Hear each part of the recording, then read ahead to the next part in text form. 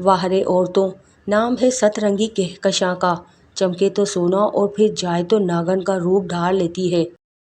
انسان کی اس سے بڑھ کر اور کیا بدنصیبی ہو سکتی ہے کہ وہ جو چاہتا ہو وہ نہ ہو پائے، اور وہ ہو جائے جو اسے پسند نہ ہو۔ میں بھی ایسے ہی حالات کا مارا ہوا انسان ہوں۔ السلام علیکم۔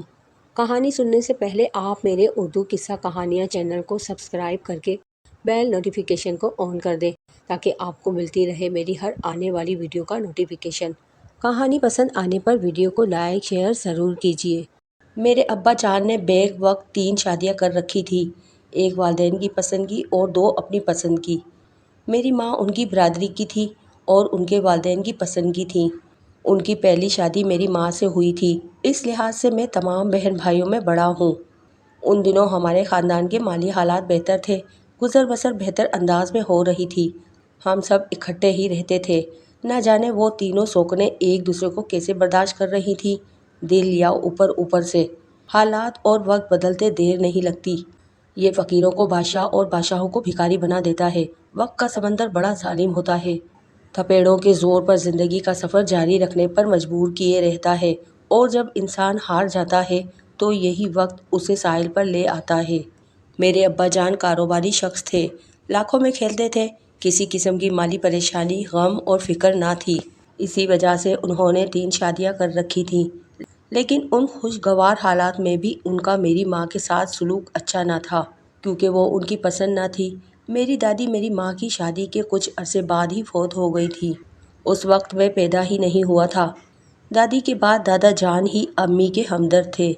ان کی موجودگی کی وجہ سے میرے ابا اماں کا کسی حد تک خیال رکھتے تھے، مگر جب دادا جان بھی چل بسے تو ابا جان ہر فکر سے آزاد ہو گئے۔ تمام کاروبار، جائیداد اور دولت ان کے ہاتھ آ گئی تو انہوں نے نہ صرف میری امی کو بلکہ مجھے بھی نظر انداز کرنا شروع کر دیا، یوں جیسے ہم ان کے کچھ لگتے ہی نہ ہوں۔ انہوں نے میری ماں کی حیثیت نوکرانی سی بنا ڈالی اور اپنی دوسری بیویوں کے ناز نخرے اٹھانے لگے۔ وہ ان کی تو ہر ضرورت کا خیال رکھتے، اور ان میں سے کسی کو سر درد بھی ہو جاتا تو وہ تڑپ اٹھتے، ڈاکٹر تک کو گھر بلا لیتے، اور جب میں یا امی کبھی بیمار ہوتے تو ہمیں ڈسپرین کی ایک گولی تک بھی نہ لا کر دیتے۔ امی ابا کے اس رویے پر قہرتی اور روتی رہتی تھی، مگر صرف شکایت زبان پر نہ لاتی تھی۔ نانا اور نانی بھی اس دنیا میں نہ تھے، اس لیے امی اپنے بھائیوں اور بہنوں پر بوجھ نہیں بننا چاہتی تھیں، اور نہ ہی وہ لوگ ہمارا بوجھ برداشت کر سکتے تھے۔ انہوں نے بھی ہم ماں بیٹے کو بھلا دیا تھا، اس لیے امی اسی گھر میں رہنے اور دکھ سہنے پر مجبور تھی۔ وہ ابا جان اور دونوں سوکنوں کے ظلم و ستم سہتی رہیں۔ وہ نوکرانی بن کر اپنی سوکنوں کی خدمت کرتی رہیں، گھر کا سارا کام کاج امی ہی کرتیں، مگر پھر بھی ابا جان اور سوکنیں ان سے خوش نہ تھیں۔ وہ تو ابا جان کی ہاں میں ہاں ملاتی تھیں، اور ان دونوں میں نہ جانے کیسے اور کیوں اتفاق تھا، ان میں کبھی لڑائی جھگڑا نہ ہوا تھا۔ شاید یہی وجہ ہو کہ ابا جان ان دونوں کا برابر خیال رکھتے تھے، مگر نہ جانے ابا ہم ماں بیٹے کو کس جرم کی سزا دے رہے تھے۔ حالانکہ میری امی حسین اور خوبصورتی میں ان سے کچھ کم نہ تھی، وہ ہمیشہ سادہ کپڑے پہنا کرتی تھی، لیکن اس کے باوجود وہ ان دونوں سے زیادہ خوبصورت دکھائی دیتی تھی۔ میں ان دنوں کالج میں پڑھ رہا تھا کہ ابا جان کو کاروبار میں خسارہ ہونے لگا، کئی جگہوں سے رقم کی ادائیگی نہ ہوئی، کئی پارٹیاں بھاگ گئی اور کچھ ورکروں نے ہیرا پھیری کی۔ ابا جان نے بہت کوشش کی کہ کسی طرح کاروبار کو سنبھال لیں، مگر وہ اپنی اس کوشش میں ناکام رہے۔ انہوں نے غیروں پر تو اعتماد کر لیا، مگر اپنی اولاد یعنی مجھ پر نہ کیا۔ غیروں نے جب دھوکہ دیا اور اندر ہی اندر مار کھانے لگے تو تب ان کو احساس ہوا، مگر اس وقت سب کچھ برباد ہو چکا تھا۔ مالی حالات بگڑے تو اس کا تمام تر نزلہ ہم ماں بیٹے پر ہی گرا۔ ہمیں منحوس اور نہ جانے کیسے کیسے القاب سے نوازا گیا، اور ہم یہ سب کچھ برداشت کرتے رہے۔ آخرکار حالات اتنے خراب ہو گئے کہ ابا جان محلے میں ہی جنرل اسٹور چلانے پر مجبور ہو گئے، لاکھوں میں کھیلنے والے ہزاروں پر آ گئے۔ بدلتے وقت کے ساتھ گھر کی حالت بھی متاثر ہونے لگی۔ ہمیں تو گھر میں پہلے ہی کوئی مقام اور حیثیت حاصل نہ تھی، اور اب تو ہمیں یوں نظر انداز کیا جانے لگا جیسے ہم اس گھر کے فرد ہی نہ ہوں۔ میں اس زیادتی پر کرتا تھا، جی چاہتا تھا کہ ابا جان کے رویوں کے آگے دیوار بن جاؤں اور زبردستی ان سے اپنا اور ماں کا حق وصول کروں، مگر میری ماں مجھے منع کر دیتی کہ باپ کے سامنے بھی زبان نہ کھولنا، بدتمیز کہلاؤ گے۔ حالات کچھ مزید بگڑے تو میری سوتیلی ماؤں نے بھی جھگڑا شروع کر دیا۔ پہلے تو چنگاری اندر ہی اندر سلگتی رہی اور پھر جب آگ بن کر بھڑکی تو محلے والوں کو بھی پتہ چل گیا۔ ابا جان نے گھر میں بہت کوشش کی، گھر میں اتفاق رہے، نا اتفاقی نہ ہو، مگر روایتی جلن کو روکنا ان کے بس کی بات نہ تھی۔ حالات دن بہ دن بد سے بدتر ہوتے گئے، حتیٰ کہ ایک سوتیلی ماں نے طلاق کا مطالبہ کر دیا۔ ابا جان نے بہت چاہا کہ طلاق کی نوبت نہ آئے، مگر جب وہ بھی چکی کے دونوں پارٹوں کے درمیان پسنے لگے تو انہوں نے ایک کو طلاق دے دی۔ جسے طلاق نہ ملی اس کا پلہ بھاری ہو گیا اور اسے بھی شے مل گئی۔ وہ یہی سمجھی کہ ابا جان اس سے زیادہ پیار کرتے ہیں اور اب اس کا اگلا شکار ہم ماں بیٹے تھے۔ اس نے ابا جان پر کچھ ایسا جادو کر ڈالا تھا کہ وہ اس کی ہاں میں ہاں ملاتے تھے۔ پھر میری سوتیلی ماں کا اگلا وار بھی کامیاب ہو گیا۔ ابا جان نے میری ماں کو طلاق تو نہ دی، البتہ وہ گھر چھوڑنے کا حکم دے دیا۔ اس روز میں نے پہلی بار ابا جان سے اونچے لہجے میں بات کی اور انہیں بے حس خود غرض اور مطلب پرست انسان تک کہہ دیا۔ امی پھر بھی وہ گھر نہ چھوڑنا چاہتی تھیں، مگر میں انہیں زبردستی اس گھر سے لے کر نکل آیا، جبکہ میرے پاس کوئی ایسا ٹھکانہ بھی نہ تھا۔ کچھ دن تو میں نے اپنی ماں کو اپنے ایک دوست کے گھر ٹھہرا دیا اور خود کسی کام کی تلاش میں نکل پڑا۔ جلد ہی مجھے ایک دوسرے شہر میں ایک پرائیویٹ فرم میں ملازمت مل گئی، تو میں امی کو بھی ساتھ لے گیا اور اپنے آبائی شہر اور گھر سے ہر قسم کا تعلق ختم کر لیا۔ میں نے ماضی کو بھلانا شروع کر دیا۔ مجھے ان لوگوں سے نفرت سی ہو گئی جو خود ایک سے زائد شادیاں کرتے ہیں اور اپنے ہی خون پر ڈاکہ ڈالتے ہیں۔ میں نے عہد کیا کہ کم از کم میں ایسی زندگی نہیں گزاروں گا۔ میں ایک ہی شادی کروں گا اور اپنی تمام محبتیں اور چاہتیں اپنی بیوی اور اولاد پر نچھاور کروں گا۔ میں جس فرم میں کام کرتا تھا وہاں ترقی کرنے کے موقع بھی ملتے تھے۔ میں نے ملازمت کے ساتھ ساتھ تعلیم حاصل کرنے کا بھی سلسلہ جاری رکھا اور اپنے دفتری کام پر بھی توجہ دی۔ میں نے بی اے امتحان فرسٹ ڈویژن میں پاس کر لیا تو میری ترقی ہو گئی۔ میری فرم کے مالک مجھ سے بہت ہی خوش تھے، کیونکہ میں انہیں کبھی شکایت کا موقع نہ دیتا تھا۔ انہوں نے ایک اور شہر میں برانچ قائم کی تو مجھے اس کا انچارج بنا کر وہاں بھیج دیا۔ میں نے تو یہ سوچا بھی نہ تھا اتنی جلدی میرے حالات اس قدر بہتر ہو جائیں گے۔ یہ میری اماں کی دعاؤں کا ہی پھل تھا کہ کامیابیاں میرے قدم چوم رہی تھیں۔ میں نے بھی فرم کے کاروبار اور ترقی کے لیے دن رات ایک کر ڈالا۔ پھر مجھے کمپنی کی طرف سے مکان اور گاڑی بھی مل گئی تو میری امی کو میری شادی کی فکر پڑ گئی، جبکہ میں ابھی اس جھنجھٹ میں نہیں پڑنا چاہتا تھا۔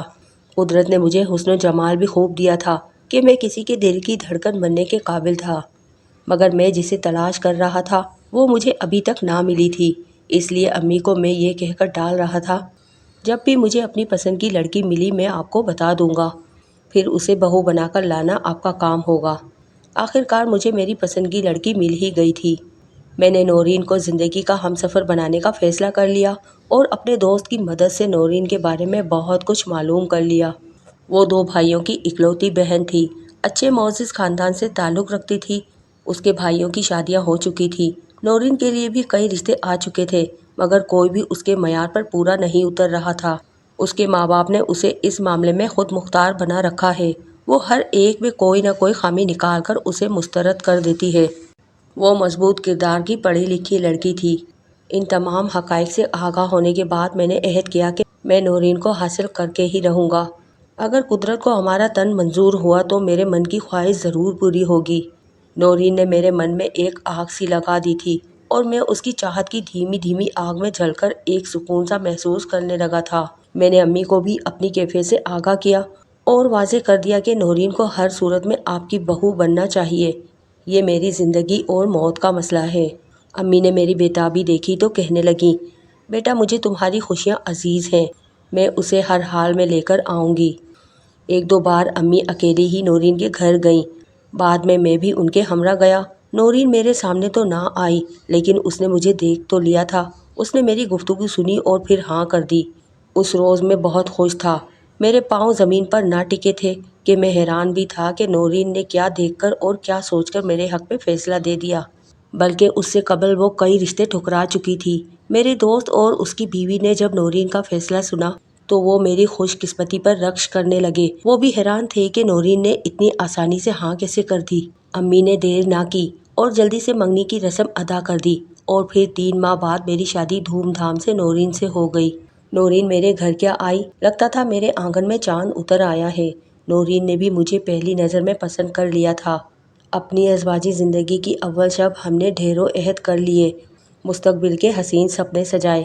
کئی دنوں تک دعوتوں کا سلسلہ چلتا رہا اور پھر سیر و تفریح میں 2 ماہ گزر گئے۔ میں نورین کو پا کر بڑا خوش تھا۔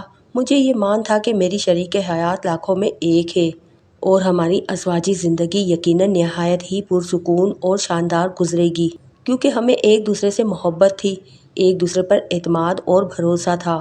ہم اس محبت کے چشمے سے جی بھر کر سیراب ہو رہے تھے، اور جی بھر کر چاہنے اور چاہ جانے کا خمار ہی ایسا ہوتا ہے کہ انسان کی ساری حسیات پر نشہ سا چھا جاتا ہے۔ ایک دوسرے کے جذبوں میں بھیگے ہوئے لفظ زندگی بن جاتے ہیں۔ میں اور نورین بھی ایسی ہی کیفیت میں تھے۔ ہماری زندگی نہایت ہی خوشگوار اور پرسکون گزر رہی تھی۔ ہم ایک دوسرے کی محبت اور چاہت میں کھوئے رہتے تھے۔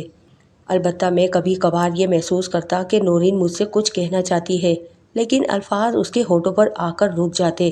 لیکن میں نے اسے ایک بار اکسایا کہ وہ جو کچھ کہنا چاہتی ہے کہہ دے، مگر وہ بڑی خوبصورتی سے ٹال جاتی۔ وہ اپنی ایک سہیلی مہتاب کا مجھ سے اکثر ذکر کرتی رہتی تھی۔ مہتاب کو میں اپنی اور نورین کی شادی کے موقع پر دیکھ چکا تھا۔ بلا شبہ وہ بہت ہی حسین تھی۔ اس کا تو نام ہی انگ انگ میں رس گھول دینے والا تھا۔ بلا شبہ وہ چاہے جانے کے قابل تھی، مگر میں نے اس کی طرف خاص توجہ نہ دی تھی، کیونکہ میں تو صرف اور صرف نورین کا دیوانہ تھا۔ مجھے صرف نورین سے محبت تھی۔ اس لیے جب کبھی کبھار نورین میرے سامنے اس کا ذکر کرتی تو میں چڑ سا جاتا اور کہتا، ہاں وہ بھی خوبصورت ہے مگر تم سے بڑھ کر نہیں ہے۔ نورین خاموش ہو جاتی، مگر میں یہ محسوس کرتا کہ اسے اچھا نہیں لگتا کہ میں اس کی سہیلی کے خلاف کوئی بات کروں۔ یہ اچھا تھا کہ ابھی تک مہتاب سے میری ملاقات نہیں ہوئی تھی، ورنہ اس کو نظر انداز کر دینا بھی نورین کے لیے تکلیف دہ ہوتا۔ نورین کو میکے آئے 1 ہفتہ گزر چکا تھا۔ اب وہ پہلی بار اتنے دنوں کے لیے میکے گئی تھی۔ میں نے کئی بار ڈرائیور بھیجا، فون کیا، مگر وہ کوئی نہ کوئی بہانہ بنا دیتی کہ میں آج نہیں آ سکوں گی۔ نورین کے بغیر میرا وقت ہی نہ گزر رہا تھا۔ گھر میں سونا سونا لگ رہا تھا۔ اس کے ہجر کا دکھ حد سے بڑھا تو میں خود اسے لینے چلا گیا۔ سسرال جا کر معلوم ہوا کہ وہ اپنی سہیلی مہتاب کے گھر گئی ہوئی ہے۔ کب واپس آئے گی؟ میں نے نورین کی امی سے پوچھا۔ معلوم نہیں وہ کب لوٹے گی۔ اس کی امی کا جواب سن کر میرا دماغ گھوم گیا اور شک کا ناگ میرے من میں کنڈلی مار کر بیٹھ گیا کہ کہیں سہیلی سے ملنے کے بہانے وہ کسی اور سے تو نہیں ملتی۔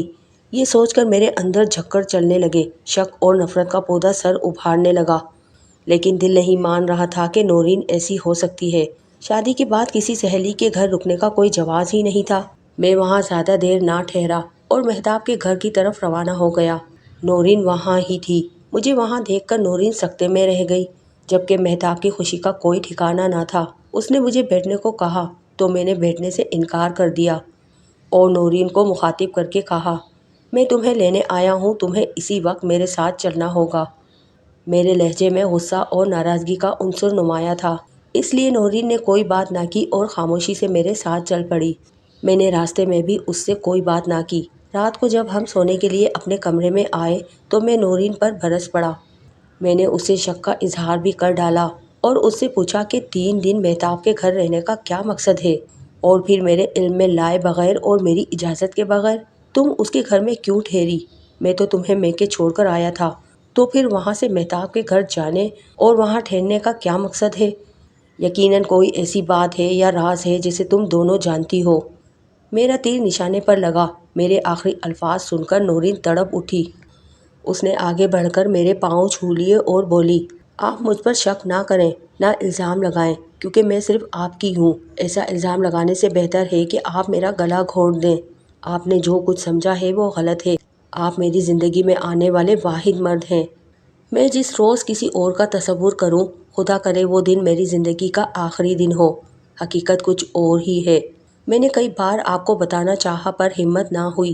آج آپ کا شک دور کرنے کے لیے میں آپ کو سب کچھ بتا دوں گی، مگر آپ کو ایک وعدہ کرنا ہوگا کہ حقیقت جان لینے کے بعد اور شک دور ہو جانے کے بعد آپ کو میری بھی ایک بات ماننی ہوگی۔ میں نے نورین سے وعدہ کیا کہ وہ سب کچھ بتا دے، میں اس کی بات ضرور مانوں گا۔ نورین کو جب تسلی ہو گئی کہ میرا موڈ ٹھیک ہو گیا ہے تو وہ بولی، میں آپ کو اپنے سے بڑھ کر چاہتی ہوں، مگر آپ کے علاوہ بھی کسی سے بے انتہا محبت کرتی ہوں۔ ہم ایک جان 2 قالب ہیں۔ ہم نے زندگی سنگ سنگ گزارنے اور کبھی جدا نہ ہونے کی قسم کھا رکھی ہے۔ اور وہ ہے میری واحد سہیلی مہتاب۔ مہتاب مجھ سے بھی زیادہ خوبصورت ہے۔ ہم دونوں ہم عمر ہیں، ہم بچپن سے ہی ایک ساتھ پلی بڑی ہیں اور کھیلی ہیں۔ ہم ایک ساتھ اسکول آتی اور جاتی تھی۔ بچپن میں ہم ایک جان اور دو قالب کہلاتی تھی، اور اسکول سے واپسی پر کبھی میں اس کے گھر کبھی وہ میرے گھر آ جاتی تھی۔ ہم ایک دوسرے کی رازدان تھیں۔ ہم اپنی ذرا ذرا سی بات جب تک ایک دوسرے کو نہ بتاتی ہمیں چین نہ آتا تھا۔ پھر وقت اور عمر گزرنے کے ساتھ ساتھ ہماری راز کی باتوں کے انداز بھی بدلنے لگے۔ ہم دونوں ہنسا کرتی تھی، ہم دونوں کا پیار مثالی تھا، اور ہم پرسکون زندگی سے لطف اندوز ہو رہی تھیں۔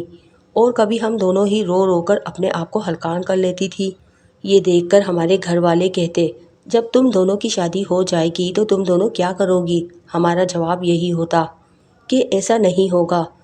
پھر ہمارے لیے رشتے بھی آنے شروع ہو گئے کہ لڑکی کی شادی اور بابل کا گھر چھوڑنا بھی ایک اٹل حقیقت ہے، اور ہم اور بھی پریشان ہو گئیں کہ ہم میں سے اگر کسی ایک کی بھی شادی ہو گئی تو ہمارے درمیان دوریاں حائل ہو جائیں گی، جو ہمیں کسی صورت بھی گوارا نہ تھی، اور ہم نے فیصلہ کر لیا کہ ہم اس کا موقع نہ آنے دیں گی۔ مرد کے لیے تو یہ ممکن ہے کہ وہ ایک سے زائد شادیاں کر سکتا ہے۔ ہم نے قسم کھائی کہ ہم دونوں کریں گی تو صرف ایک ہی مرد سے۔ ہمارے اس فیصلے کا علم جب ہماری کالج کی دوستوں کو ہوا تو کچھ نے کہا یہ تو ناممکن ہے، جبکہ کچھ یہ کہہ کر خوش ہوئیں کہ ایک انوکھی شادی ہوگی جس کی دھوم دھام بچے کہ یہ ایک انوکھی شادی ہوگی جس کی دھوم دھام ہوگی، مگر تمہارا شوہر بیچارہ مارا جائے گا۔ ایسا فیصلہ ہماری محبت کی انتہا تھی۔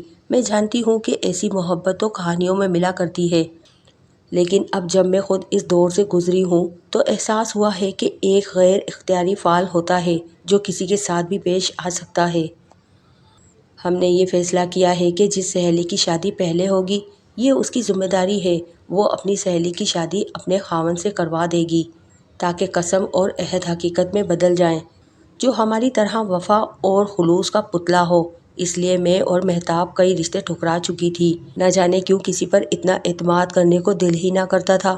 بس یہی خوف رہتا تھا اگر شوہر سخت طبیعت کا مالک ہوا تو پھر کیا بنے گا، ہم کیسے جی پائیں گے؟ پھر جب آپ میرا رشتہ مانگنے میرے گھر آئے تو میں بے بس آپ کو چھپ کر دیکھ رہی تھی۔ نہ جانے آپ کو دیکھ کر ایسا کیوں محسوس ہوا کہ ہم دونوں جس کی تلاش میں تھیں وہ آپ ہی ہیں۔ وہ ہمیں مل گیا۔ آپ پر اعتماد کرنے کو جی چاہا۔ میں نے فیصلہ آپ کے حق میں کر دیا اور یوں میری اور آپ کی شادی ہو گئی۔ شادی کے موقع پر مہتاب نے آپ کو دیکھا تو اس نے میرے انتخاب کی داد دی اور کہنے لگی کہ نورین اپنا وعدہ یاد رکھنا، کہیں جواد کی محبت میں کھو کر بھول نہ جانا۔ میں نے اسے یقین دلایا کہ ایسا ہرگز نہیں ہوگا۔ اگر میری اور تمہاری چاہت سچی ہوئی تو میں جواد کو ضرور منا لوں گی، کیونکہ یہ کوئی غیر شرعی عمل تو نہیں ہوگا۔ بس تم دعا کرنا کہ میں اپنے مشن میں کامیاب ہو جاؤں۔ میں نے مہتاب کو مطمئن کر دیا اور آپ کی جیون ساتھی بن کر یہاں آ گئی۔ آپ نے واقعی مجھے اتنی محبت دی ہے کہ جس کا میں نے تصور بھی نہیں کیا تھا۔ آپ میری امیدوں پر پورے اترے ہیں۔ دوسری جانب میں مہتاب کی جدائی کی آگ میں جلتی رہی ہوں۔ ہم فون پر تو بات کر لیتی تھیں، مگر میں اس وقت تک اس سے ملنا نہ چاہتی تھی جب تک میدان ہموار نہ ہو جائے اور میں اپنی قسم نبھا کر سرخرو نہ ہو جاؤں۔ میں ڈرتی بھی تھی کہ آپ سے ایسی بات کروں تو آپ نہ جانے کیا سوچیں گے، کیا سمجھیں گے اور کیا جواب دیں گے، اس لیے کئی بار یہ بات ہونٹوں تک آئی مگر آگے نہ بڑھ سکی۔ آپ کی ناراضگی کا خوف دامن گیر رہا۔ یہ ہے تمام صورتحال، اور پھر آپ نے مجھ سے وعدہ بھی کیا ہے آپ میری بات مانیں گے۔ اب آپ سے میری التجا ہے کہ آپ میری سہیلی مہتاب سے بھی شادی کر لیں۔ نورین آخری الفاظ کہہ کر میرے قدموں میں جھک گئی۔ اس کی آنکھیں برسنے لگیں۔ میں نے اسے اٹھا کر سینے سے لگا لیا اور کہا، نورین تم نے حقیقت بتا کر مجھے ایک بڑی الجھن سے بچا لیا، ورنہ مجھے تو تمہارے کردار پر شک ہو چلا تھا۔ مجھے اس کا افسوس ہے۔ تم واقعی وفا کی مورت ہو، لیکن میں یہ نہیں جان سکا کہ تم کیسی عورت ہو جو اپنے ہاتھوں اپنے اوپر سوتن کا عذاب مسلط کرنا چاہتی ہو۔ سوتن کا جلا تو سب کچھ جلا کر راکھ راکھ کر ڈالتا ہے۔ یہ ازل سے ہو رہا ہے اور اب تک ہوتا رہے گا۔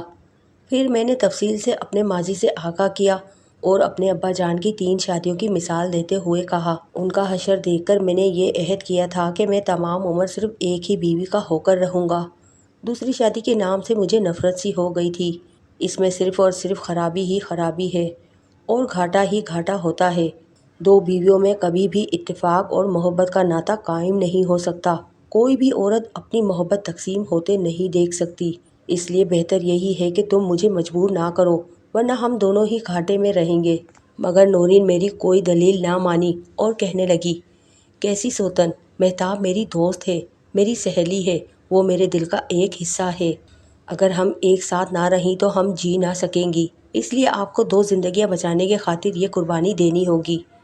میں آپ کو یقین دلاتی ہوں کہ ہمارے گھر میں کبھی جھگڑا نہیں ہوگا، بلکہ پیار، محبت، امن اور اتفاق کے نغمے گونجیں گے۔ گھر ایک مثالی گھر ہوگا، ہم دنیا کے لیے ایک مثال بن کر جئیں گی تو ہماری محبت پر رشک کریں گے۔ جواد، آپ مالی لحاظ سے مضبوط ہیں اور ہم دونوں بھی کم نہیں، اس لیے ہمیں کبھی مالی پریشانی نہ ہوگی، اور خدا نخواستہ کبھی ایسا موقع آیا تو ہم دونوں روکھی سوکھی بھی کھا کر گزارا کر لیں گی۔ نورین کی محبت اور آنسوؤں نے مجھے بے بس کر ڈالا اور مجھے اپنا عہد توڑنا پڑا۔ میں نے نورین کی خواہش کا احترام کیا اور مہتاب سے شادی کرنے کا وعدہ کر لیا۔ اگر نورین راضی تھی تو بھلا مجھے کیا اعتراض تھا؟ مہتاب ویسے بھی مجھے نورین سے زیادہ حسین لگتی تھی۔ میری امی نے بھی رضامندی ظاہر کر دی اور یوں پہلی شادی کی 3 ماہ بعد میری دوسری شادی ہو گئی۔ اس شادی میں نورین اور مہتاب کے رشتہ دار شریک ہوئے اور ہر ایک نے نورین کے جذبہ قربانی کی تعریف کی۔ مہتاب کے والدین نے بھی شادی پر جی بھر کر خرچ کیا۔ نورین نے اپنے ہاتھوں سے مہتاب کو دلہن بنایا اور اپنے گھر میں پھولوں کی سیج بھی نورین نے تیار کی۔ سہاگ رات کو وہ مہتاب کو لے کر عروسی میں بٹھا آئی اور پھر مجھے اس کمرے کے دروازے تک چھوڑ کر میری طرف دیکھ کر مسکرائی اور پیار بھری نظروں سے دیکھا اور شب بخیر کہہ کر اپنے کمرے میں چلی گئی۔ میں نے دروازہ بند کیا اور مہتاب کی طرف بڑھ گیا۔ مہتاب دلہن کے روپ میں بہت پیاری لگ رہی تھی۔ عورت کی خوبصورتی کا نقطہ عروج اس کے دلہن بنتے وقت ہی ہوتا ہے، جیسے کوئی کلی گلاب بننے کے بعد انتہائی دلکش دکھائی دیتی ہے۔ بالکل ایسے ہی مہتاب کی سجدت پہلے سے زیادہ ہو گئی تھی۔ دلہن بننے کے بعد اس کے حسن میں اور بھی نکھار آ گیا تھا۔ وہ میرے حواس پر نشہ بن کر چھا گئی تو میری چاہت کی دیوانگی اور بھی بڑھ گئی۔ اس کے سحر نے مجھے جکڑ لیا۔ اس نے مجھے دیکھا تو میرے قدموں میں گر گئی اور کہنے لگی، آپ عظیم ہیں، میں آپ کی عظمت کو سلام کرتی ہوں۔ آپ نے جو احسان مجھ پر کیا ہے وہ میں آپ کی ساری زندگی آپ کی خدمت کر کے بھی نہیں اتار سکتی۔ آپ آسمان ہیں، میں زمین کی خاک ہوں، مجھے اپنے قدموں میں ہی پڑے رہنے دیں۔ میں نے مہتاب کو شانوں سے پکڑ کر اوپر کیا اور اٹھایا اور کہا، مہتاب، میں تم دونوں کو خوش رکھنے کی ہر ممکن کوشش کروں گا۔ تم نے اور نورین نے جو اعتماد مجھ پر کیا ہے میں اس پر پورا اتروں گا، اپنی چاہت میں توازن برقرار رکھوں گا، تم دونوں کو برابر کا حق دوں گا۔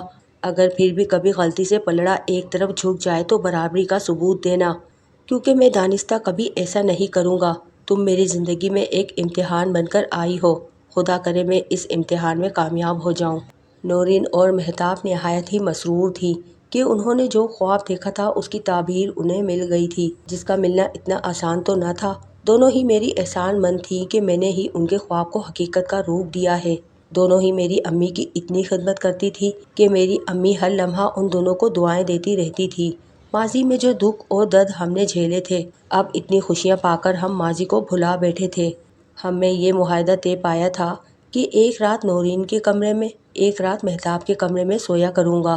دونوں میں سے جو اکیلی ہوگی وہ امی کے کمرے میں سوئے گی۔ اس معاہدے پر عمل بھی ہو رہا تھا اور زندگی پرسکون گزر رہی تھی۔ نورین اور مہتاب اس قدر اتفاق سے رہ رہی تھی کہ جیسے ان کا خونی رشتہ ہو۔ میں بھی دونوں سے برابر سلوک کر رہا تھا اور نہایت ہی محتاط بھی رہا تھا کہ کہیں میرے کسی عمل سے کسی ایک کے دل میں احساس کمتری نہ پیدا ہو جائے۔ وہ دونوں ہی میرے طرز عمل سے مطمئن تھیں۔ لگتا تھا کہ ہمارا گھر واقعی ایک جنت ہے جہاں ہر سو پیار اور محبت کی نہریں بہہ رہی ہوں۔ ہمارے گھر میں ہر لمحہ کہکے ہی گونجا کرتے تھے، پیار اور محبت کے شوق اور سریلے نغمے سنائی دیتے تھے۔ لگتا تھا کہ ہم کسی انوکھی اور نرالی دنیا کے باسی ہیں جہاں دو سوکھنے اتفاق سے رہ رہی ہیں۔ اچانک ہی ایک دن امی کی طبیعت خراب ہو گئی اور وہ ہسپتال پہنچنے سے پہلے ہی اپنے خالق حقیقی سے جا ملی۔ امی کی جدائی نے ہم سب کو افسردہ اور نڈھال کر ڈالا، کہکے آہوں میں ڈھل گئے۔ اس صدمے نے ہم تینوں کو توڑ کر رکھ دیا، مگر گزرتے وقت کے ساتھ ساتھ صبر آ ہی گیا۔ آہستہ آہستہ گھر کی رونقیں لوٹ ہی آئیں۔ نورین اور مہتاب کی محبت اور دوستی کے رنگ چاروں طرف پھیل گئے۔ میں نے گھر کے کام کاج اور امی کی کمی کو پورا کرنے کے لیے نوکرانی رکھنا چاہی تو ان دونوں نے یہ کہہ کر منع کر دیا کہ وہ گھر کے کام خود ہی کریں گی۔ یوں ہی 6 ماہ کا مزید عرصہ بیت گیا۔ وہ 6 ماہ میری نورین اور مہتاب کی زندگی کے قیمتی اور نایاب دن تھے، جنہیں میں بھی بھول نہیں پاؤں گا۔ وہ دن اتفاق اور چاہت کے یادگار دن تھے، اور یہ واقعی سچ لگتا تھا کہ نورین اور مہتاب ایک جان دو قالب ہیں۔ مہتاب کے امید سے ہونے کی خبر نے خوشیوں کو دوبالا کر دیا تھا۔ مہتاب بھی خوش تھی کہ وہ ماں بن کر اس رشتے کی تکمیل کرنے والی ہے۔ نورین بھی خوش تھی، مگر میں نے یہ بات واضح طور پر محسوس کر لی کہ اسے وہ خوشی نہیں ہوئی جو اسے مہتاب سے تعلق کی وجہ سے ہونی چاہیے تھی۔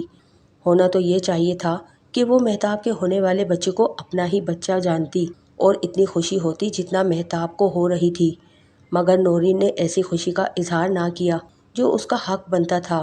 میں جان گیا، اور یہ حقیقت تھی کہ نورین کو دکھ ضرور ہوا تھا کہ اس کی شادی 3 ماہ پہلے ہوئی تھی اور وہ مجھے ابھی تک کوئی خوشخبری نہیں سنا سکی تھی۔ خود میں نے بھی اس کی کمی محسوس کی اور اسے لیڈی ڈاکٹر کے پاس لے گیا۔ لیڈی ڈاکٹر نے نورین کے مختلف ٹیسٹ لیے، پھر ادویات لکھ کر دی اور تسلی دی کہ معمولی سا انفیکشن ہے جو دوا کھانے سے ختم ہو جائے گا اور نورین ماں بننے کے قابل ہو جائے گی۔ نورین نے ادویات باقاعدگی سے استعمال کی، مگر نورین کا دامن مراد نہ بھرا۔ میں نے کسی اچھے ڈاکٹر کو دکھایا، عرصہ گزر گیا مگر مراد بر نہ آئی، جس کی وجہ سے نورین کے مزاج اور رویے میں تبدیلی آتی گئی۔ مہتاب تو ہر لمحہ اس کی دلجوئی میں لگی رہتی۔ نورین بھی بظاہر تو ہنستی اور مسکراتی، مگر میں محسوس کر رہا تھا کہ وہ اندر سے دکھی اور پریشان ہے کہ وہ اولاد پیدا کرنے کے قابل نہیں، یا نہ جانے وہ کب ماں بنے گی۔ میں نے دیسی حکیموں سے بھی علاج کروایا، تعویذ گنڈوں کا بھی سہارا لیا اور درباروں پر منتیں بھی مانی، مگر نورین کی جانب سے کوئی خوشخبری نہ مل رہی تھی۔ مہتاب کی زچگی کے دن قریب آ رہے تھے اور ڈاکٹر نے اسے مکمل آرام کا کہہ رکھا تھا۔ نورین ہی گھر کے سارے کام کاج کرتی اور مہتاب کی خدمت بھی کرتی اور اس کا ہر طرح سے خیال بھی رکھتی۔ بظاہر وہ بہت خوش دکھائی دیتی اور یہی کہتی تھی کہ مہتاب کا بچہ تو اسی کا بچہ ہوگا۔ مجھے تو بچے سے غرض ہے جو اس کے گھر کی خوشیاں دو چند کر دے گا۔ کتنا خوش نصیب ہوگا آنے والا بچہ جو 2 ماؤں کا پیار پائے گا۔ مہتاب نے بیٹے کا تحفہ دے کر اس گھر کی خوشیوں میں اضافہ کر دیا تھا۔ نبیل ہم تینوں کی آنکھوں کا تارا بن گیا۔ ہمیں تو ایک کھلونا مل گیا۔ نورین کی اداسی اور بے چینی اب میں واضح طور پر محسوس کر رہا تھا۔ وہ نبیل کو گود میں لیے رہتی، مگر اس کا دھیان کہیں اور ہوتا۔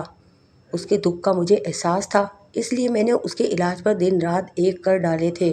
میں جانتا تھا کہ نورین کو ماں بننے کی شدید خواہش ہے، جو ہر عورت کی ہوتی ہے، مگر 2 سال سے زائد کا عرصہ گزر گیا تو ڈاکٹروں نے صاف کہہ دیا کہ نورین کبھی ماں نہیں بن سکے گی۔ اس روز نورین پہلی بار روئی تھی۔ میری اور مہتاب کی آنکھیں بھی بھر آئی تھی۔ ہم دونوں اس کے بیڈ پر آمنے سامنے بیٹھ گئے اور اسے تسلی دی کہ اولاد تو اوپر والا دیتا ہے، یہ ڈاکٹروں کی بس کی بات نہیں۔ جب اللہ کو منظور ہوگا تو تمہاری گود ضرور بھرے گی۔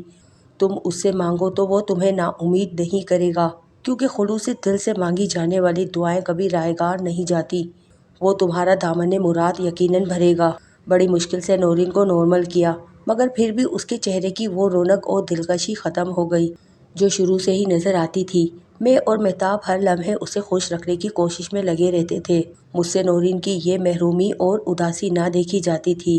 میں اور مہتاب بھی نورین کے لیے دعائیں مانگتے، مگر نہ جانے کیوں ہماری دعائیں قبول نہ ہو رہی تھیں۔ ادھر نورین نے مزید علاج کروانے اور کسی بھی قسم کی دوا کھانے سے انکار کر دیا تھا۔ وہ اب زیادہ وقت نبیل کے ساتھ گزارنے لگی تھی، مگر اس کی خاموشی اور اداسی ہمیں کاٹ کھانے کو دوڑ رہی تھی۔ گھر کا ماحول نورین کے کہکوں کو ترس گیا تھا۔ 1 سال مزید گزرا تو مہتاب نے ایک بیٹی کو جنم دیا۔ ہماری خوشی تو یقینی تھی، نورین کا اداس ہونا بھی یقینی تھا۔ ہم نے بیٹی کی پیدائش پر جان بوجھ کر زیادہ خوشی نہ منائی کہ کہیں نورین زیادہ اداس نہ ہو جائے۔ بظاہر تو وہ خوشی صحیح تھی، مگر ہم جانتے تھے کہ اس کے اندر اولاد نہ ہونے کا دکھ لاوے کی مانند ابل رہا تھا۔ نورین کو دکھی دیکھ کر میں نے اور مہتاب نے یہ فیصلہ کر لیا کہ ہم اس وقت تک مزید اولاد پیدا نہ کریں گے جب تک نورین ماں نہیں بن جاتی۔ اس کے ساتھ ہی ہم نے فیصلہ کیا کہ میں اور نورین حج کا فریضہ ادا کرنے جائیں گے اور وہیں جا کر رب جلیل سے گڑ گڑا کر معافی مانگیں گے اور اولاد کے لیے دعائیں مانگیں گے، کیونکہ وہاں تو دعاؤں کو قبولیت کا درجہ ملتا ہے۔ اور پھر خانہ کعبہ پر پہلی نظر پڑتے وقت جو دعا مانگی جائے وہ دعا قبول ہوتی ہے۔ مجھے یقین تھا کہ اللہ تعالیٰ ہمارا دامن مراد ضرور بھرے گا۔ میں نے اپنے طور پر آئندہ سال حج کا ارادہ کر لیا۔ نورین سے ابھی اس سلسلے میں بات نہیں ہوئی تھی۔ مہتاب کو 1 ہفتے سے بخار تھا۔ اس کی طبیعت خرابی کی پیش نظر میں نے ہر رات اس کے کمرے میں ٹھہرنا شروع کر دیا۔ نورین سے میرا مہتاب کے کمرے میں مسلسل سونا برداشت نہ ہو سکا اور وہ پہلی بار مجھ سے الجھ پڑی۔ جواد، آپ معاہدے کی خلاف ورزی کر رہے ہیں جو مہتاب سے شادی کے بعد طے ہوا تھا۔ آپ پورے 1 ہفتے سے میرے کمرے میں نہیں آئے۔ یہ ناانصافی ہے جو میں برداشت نہیں کر سکتی۔ نورین کے لہجے میں شکایت کا عنصر نمایاں تھا۔ میں نے اس کے اس انداز کو اہمیت نہ دی اور پیار بھرے لہجے میں کہا، نورین، مجھے اس بات کا احساس ہے، مگر تمہیں تو معلوم ہے کہ نورین ہمارے گھر میں میرے اور تمہارے علاوہ اس کی تیمارداری کون کرے؟ اس مجبوری کی بنا پر میں رات کو مسلسل اس کے کمرے میں سو رہا ہوں۔ مہتاب کی طبیعت بہتر ہو جائے تو میں تمہاری شکایت دور کر دوں گا۔ نورین میری وضاحت سے مطمئن نہ ہوئی اور کہنے لگی، صاف کیوں نہیں کہتے؟ مجھ سے دل بھر گیا ہے۔ تم یہ کیسی باتیں کرنے لگی ہو؟ میرا جی تم سے بھر جائے؟ یہ ناممکن سی بات ہے۔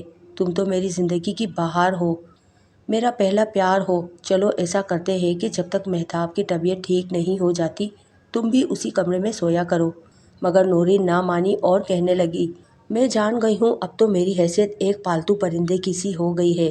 میں بان جو ٹھہری، مگر اس میں میرا کیا دوش ہے جو تم دونوں مجھے اس کی سزا دے رہے ہو؟ میں یہ ناانصافی برداشت نہیں کر پاؤں گی۔ نورین کے لہجے میں گلے ہی گلے تھے۔ نورین، تمہیں کیا ہو گیا ہے؟ تم کیوں احساس محرومی کا شکار ہو رہی ہو؟ تم تو ہم دونوں کے لیے قابل احترام ہو۔ تم تو وفا اور قربانی کا مجسمہ ہو۔ میں اور مہتاب تمہارے جذبے کی قدر کرتے ہیں اور تمہیں اپنے آپ سے بڑھ کر چاہتے ہیں، مگر میری کوئی دلیل نورین کو قائل نہ کر سکی۔ شک اور نفرت کا ناگ اس کے من میں پلنے لگا۔ نورین کے چہرے پر سختی آ گئی، پتھریلا پن سا اتر آیا اور اس کے اندر محبت اور قربانی کا جذبہ سسک سسک کر دم توڑنے لگا۔ مہتاب نے بھی نورین کے اس رویے کو محسوس کیا تو اس نے بھی احساس محرومی کم کرنے کی بہت کوشش کی۔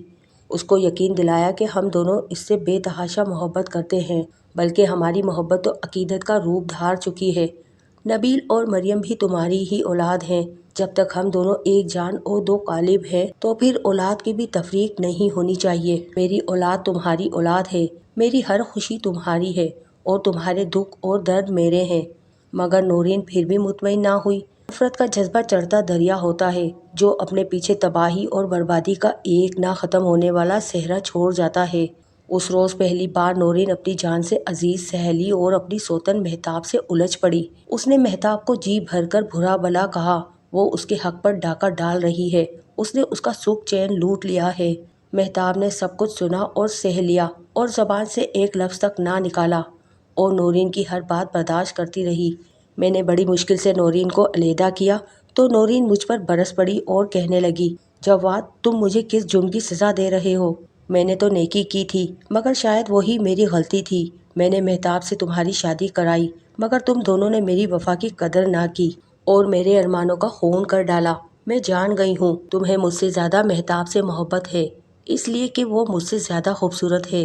تمہاری شادی کرا دینے کا یہ مطلب تو ہرگز نہیں تھا کہ تم اپنی ہی دنیا میں گم ہو کر مجھے بھول جاؤ۔ جواد، میں یہ زیادتی برداشت نہیں کر پاؤں گی۔ نورین بہت دیر تک بولتی رہی۔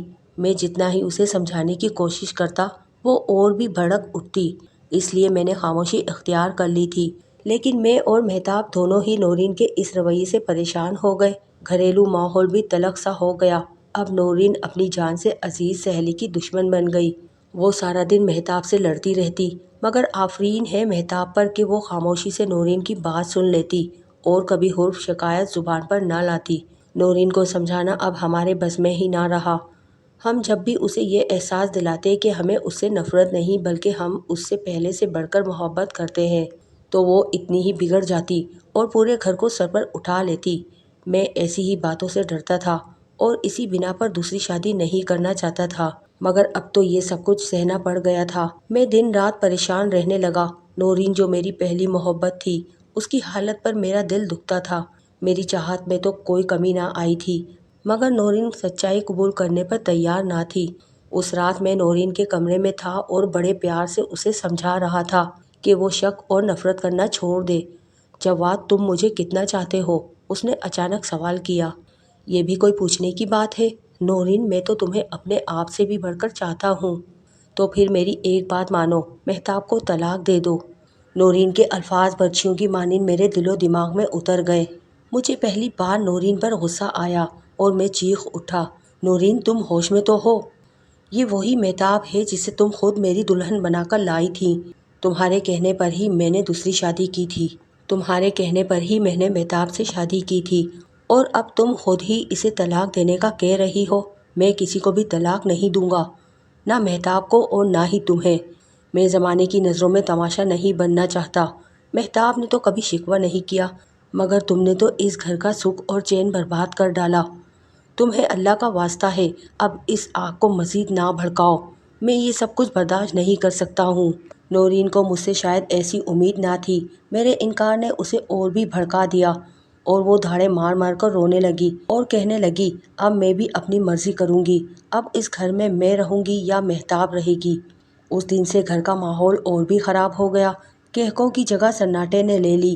نورین کا رویہ دن بہ دن سخت ہوتا گیا، اور میں چکی کے دو پارٹوں میں پسنے لگا۔ کئی دنوں سے گھر کی فضا میں ایک سناٹا طاری تھا۔ لگتا تھا کہ کوئی طوفان آنے والا ہے۔ نورین کھانا بھی اپنے کمرے میں کھانے لگی، اور اس رات بھی میں اسی کے کمرے میں سویا تھا۔